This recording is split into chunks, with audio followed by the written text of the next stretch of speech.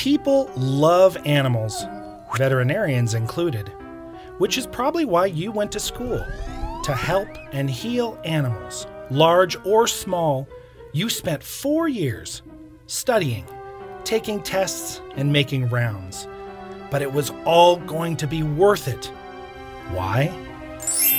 Once upon a time, when James Herriot books were bestsellers, veterinary students graduated, picked a town, hung their shingle, and made a decent living doing what they loved.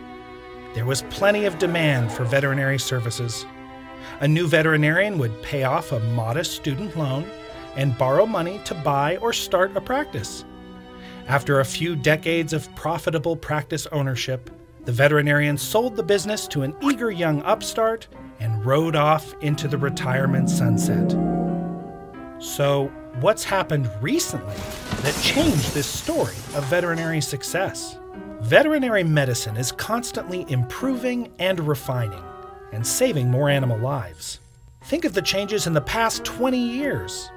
Better pain management, more sophisticated anesthesia, and the ability to treat cancer, heart disease, osteoarthritis, parasites, endocrine and allergic diseases, behavior and dental problems, and infectious diseases like never before. But as your ability to help pets increases, so does the cost to the client. And not all clients are sure they want to pay these increased costs, even if they think they want the best care for their pet. At the same time, the dot-com bust, the Wall Street collapse, and the housing-related recession have presented new challenges to veterinarians and pet owners alike.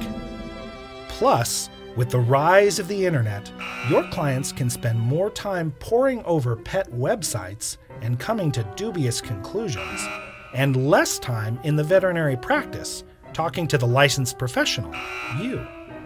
But none of this has changed the demand for veterinary education. Little kids still dream of becoming veterinarians and pursue that dream at all costs. There are more veterinarians graduating now than ever before and paying a whole lot more in tuition.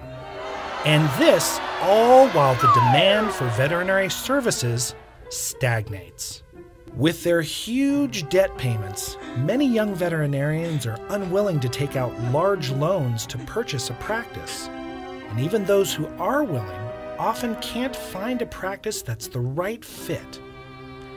That's because many practice owners are putting off selling.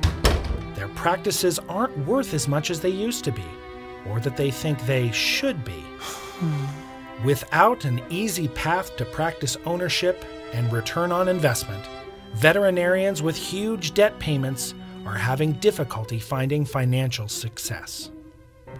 Young doctors are scared about this. They're overwhelmed financially. They didn't get into this for the money. And they're not focused on learning how to get out of their personal and professional financial sinkhole. Compare the more than $112,000 average veterinary student's loan balance to the average American student loan debt of $31,000. Of those, 65% say finances overwhelm them, and 40% say they know nothing about finances or investments.